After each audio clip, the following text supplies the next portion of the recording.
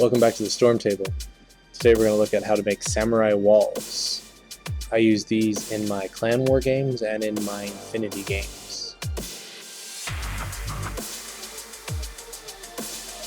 Alright, what you're going to need for this is basically the same supplies from the previous urban wall video. You're going to need something to base the wall on, such as a piece of hardwood. You're going to need some hard edges. You're going to need some matchsticks and a dowel rod, pen and a pencil, a ballpoint pen, some corrugated cardboard, some glue, and some blue foam.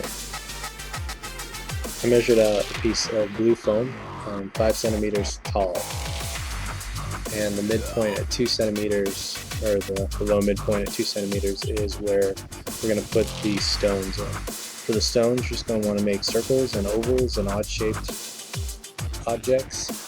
And you're going to want to keep doing it over and over again until you start making a groove into the blue foam. So just keep going over the same spot with a ballpoint pen, and you're going to find that the foam kind of chips away and you're going to have a nice look. And again, for those who craft inside, it's always nice to have a dust devil handy. For the corrugated cardboard, we're going to use that as our roof.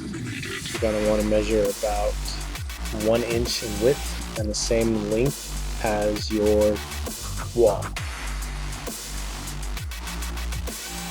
and then cut it down.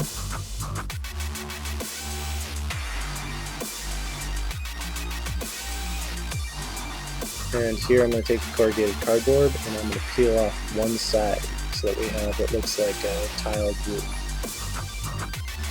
I'm using just a mechanical pencil here to rip the excess cardboard paper off.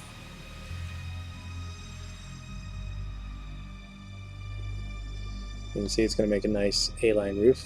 We're going to need a dowel rod. You need to cut that down to size. Now you're going to want to take the dowel rod and a ruler and your 2 pieces of roof, line it up like a triangle and pour some glue on it, and then place the dowel rod on top. Now the first time I did this, it did not come out well, so trial and error here. Find out whatever works best for you and you keep this standing.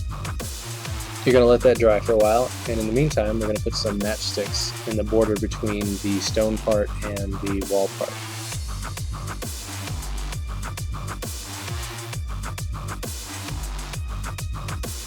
Nothing fancy here, just cut your matchsticks down to size and glue them in. You can skip this step if you want, but it's nice to add texture.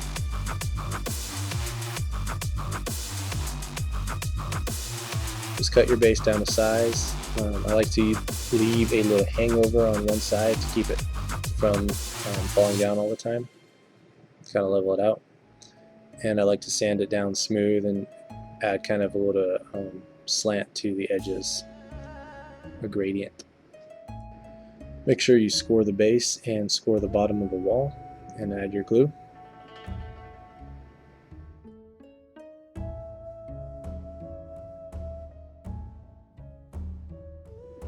And you're going to want to let that sit for a while and hold it down, keep some pressure on it. Now we're going to attach the roof. Again, this took a few times of trial and error just to kind of get it right.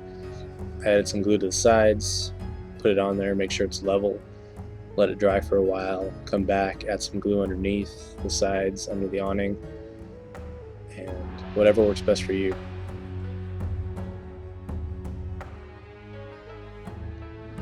Okay, now we're going to paint it black. Remember, spray paint will eat away at foam, so we're just going to brush on some black acrylic paint.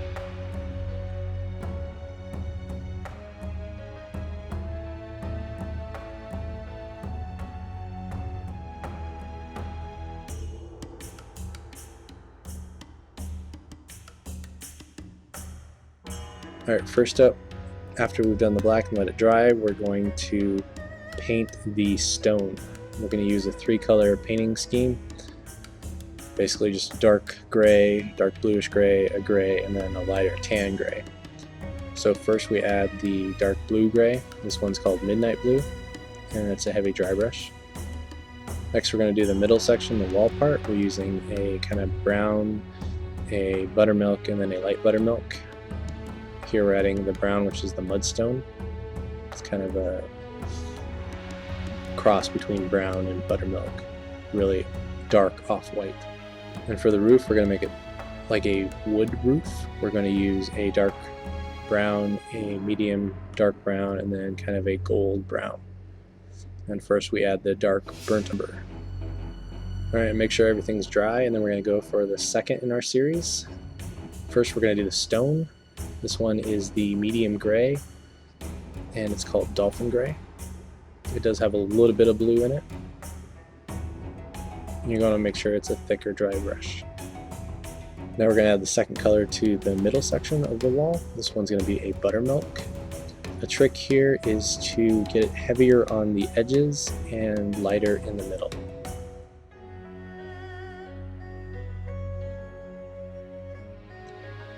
Alright, now we're going to work on our second color for the roof. This one's a burnt umber. It's kind of a darker brown. And here I'm just dragging the brush along the tiles, along the ridges, the corrugated part of the cardboard. I'm not getting down in the grooves. Alright, our final third color for our stonework is the Quaker Gray. It's kind of a grayish brown. And we're going to lightly dry brush this. Our third color for our middle wall section is the light buttermilk. And again, we're just going to add a light dry brush here.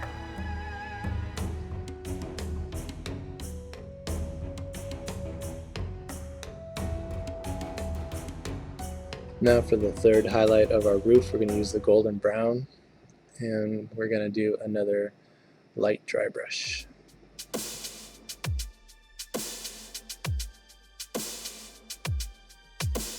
And we're done with our painting. You can base it whatever you like, add some flock.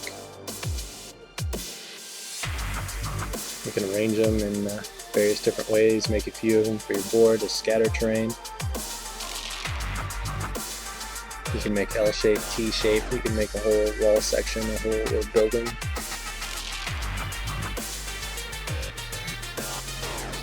Here's the walls in action with some of my clan row figures on a display board that I created but never finished and ran into some problems with.